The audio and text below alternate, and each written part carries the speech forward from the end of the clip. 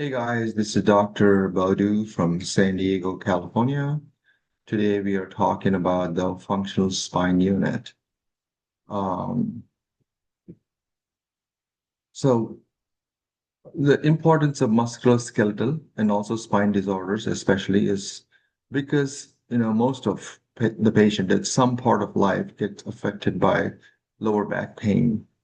About almost half of them experience neck pain at any given year. And the cost associated with low back pain, including direct or indirect, it exceeds over $100 billion a year. So, like you see in the diagram, a spine is a dynamic structure with vertebral bodies, discs, and supporting ligaments, and which we need for a coordinated movements of the spine, and it's a base support for our body. So the functional spine unit, what comprises of a functional spine unit is the vertebral bodies, the intervertebral disc, the end plates, both inferior and superior end plates, and then that comprises of the anterior compartment, and the posterior compartment has the facet joints with the capsule and other ligaments we'll talk about next slide. So the weight distribution, the anterior compartment takes about 70% of the weight, and then posterior compartment is designed to take about 30%. So now talking about the ligaments, there are four important ligaments that start with the ligamentum flavum. Second one is the interspinous ligaments. A lot of pain receptors here. And then the facet capsule and the supraspinous ligaments. The other ligaments associated which could contribute to pain is the posterior longitudinal ligament and the anterior longitudinal ligament. So now let's talk a little bit about the disc. Uh, Whenever we see an examined patient, most commonly we get referrals saying, patient so and so has a disc bulging or disc herniation. I mean, there is more to disc herniation. It's just not a physical or anatomical displacement of disc. There is more like a disc degeneration. So a normal disc, which is shown here, has an intact annulus and nucleus, some pain fibers, mostly in the outer layers of the annulus. With degeneration, the end plates, they kind of degenerate and deformed, and then hypertrophies with the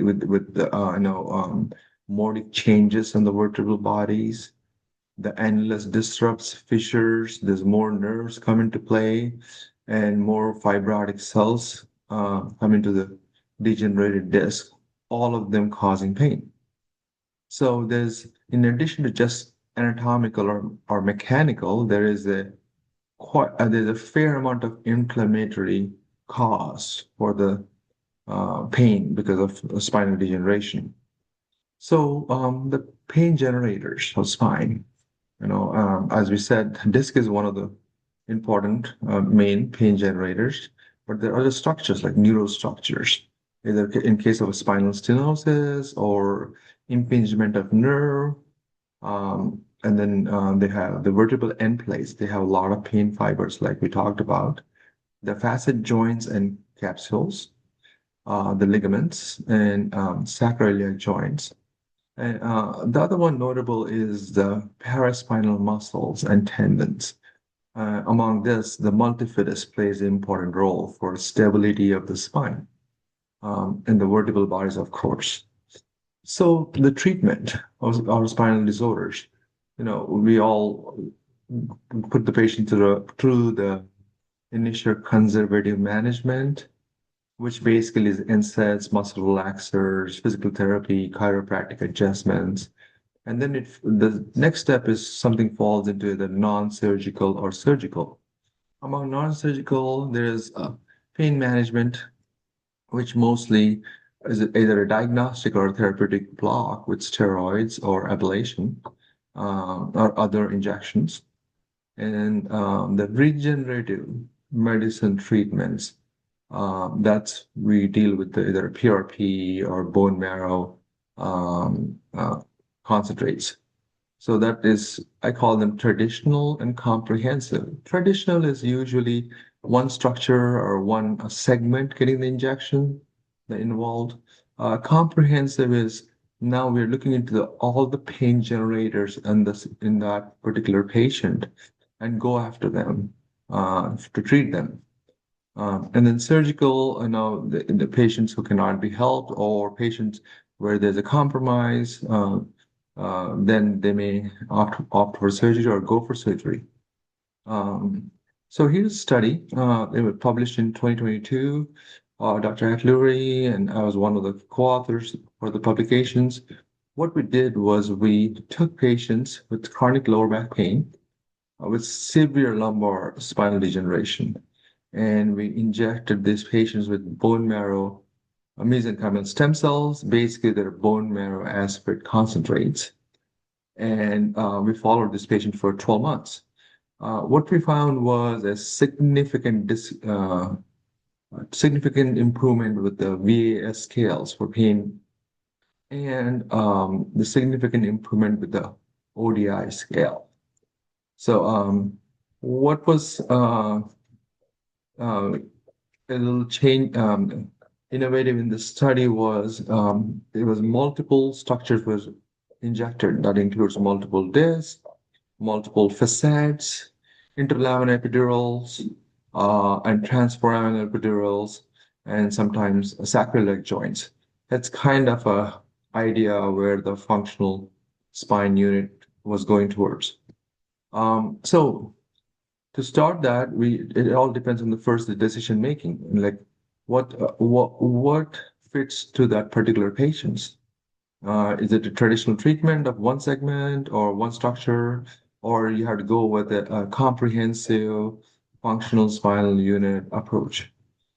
So that's first. And the second thing you want to decide is what kind of biologics do you want to use? Do you want to use a PRP or platelet lysate or protein concentrate or a bone marrow aspirate concentrate? So you got to make a decision about that.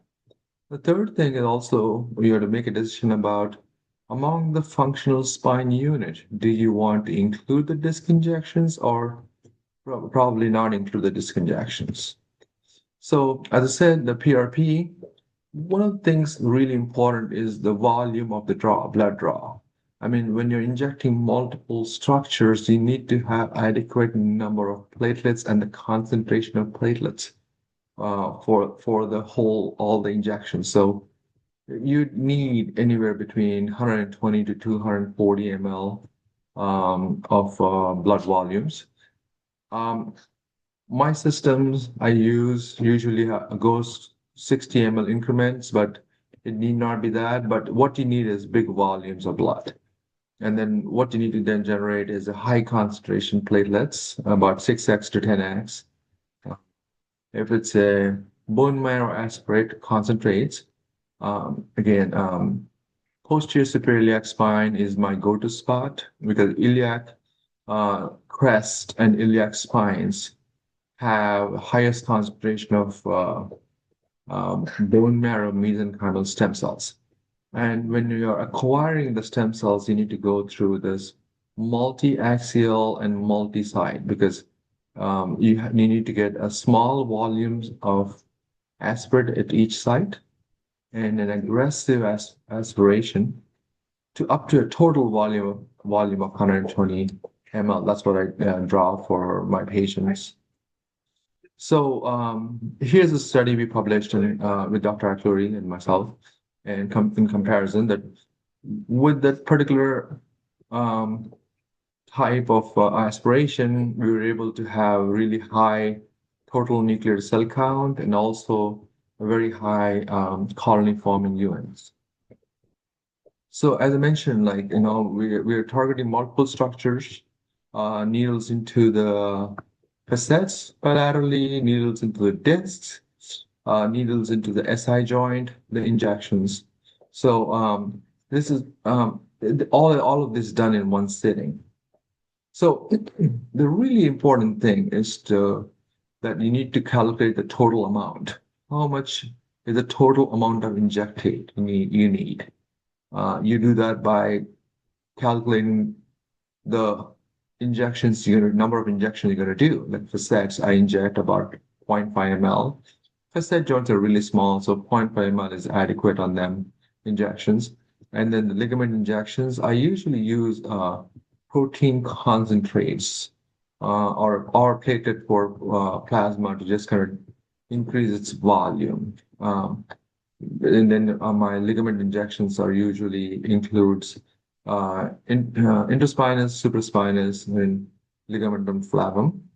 A lot of patients have pain because of iliolumbar ligaments. I inject those areas. And each side, this is a diluted one, about 1 ml at each side is a good amount. And I inject interlaminar epidural, about 2 to 3 ml of the bone marrow concentrates. And if I'm doing a sacroiliac joint, I inject about 2 ml in each joint. So now the post-injection protocol. After injections, I brace them. I brace all of them for 2 weeks. They can do activities of daily living from the next day with a brace on and in the house, walk around as they tolerate it. No recreational activities for about 4 weeks. And then depending on how they progress, I may augment with either a MLS laser or a soft wave. That comes after 4 weeks because I want the tissue, my procedural pain to decrease and healing to start before I augment with other modalities. Physical therapy comes after 4 to 6 weeks, depending on the patient. And patients usually have unlimited activity past 6 weeks, sometimes maybe 8 weeks.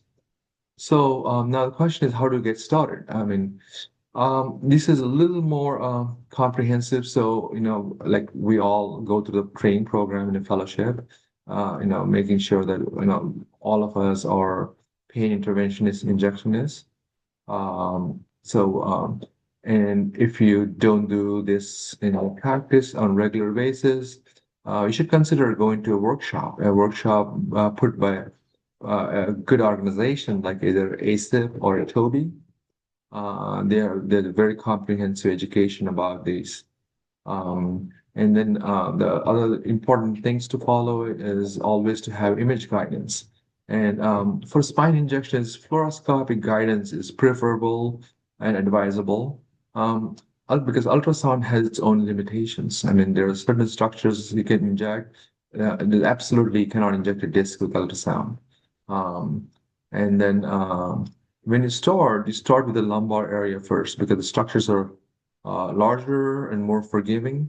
And among the sites I talked about, disc injections, and that is an advanced skill set, so that you need to make sure you're really ready to do those procedures. So the disc injections I use for amounts of uh, bone marrow concentrates or PRP on patients when they have protrusion or herniation. I use 1 ml internuclear and then 1 ml into annulus. If this protrusion or herniation is impinging on the nerve or the thecal sac, I use half an ml for internuclear, and I put a little more in the annulus because I don't want to patient to have aggravated radiculopathy with this injection. And if I see an extrusion of the disc that's impinging on a nerve structures, I do not inject internuclear. And I do not inject disc. I just inject epidural or peridiscal. So thank you very much for your time. Hope this will get you lined up to do the procedures.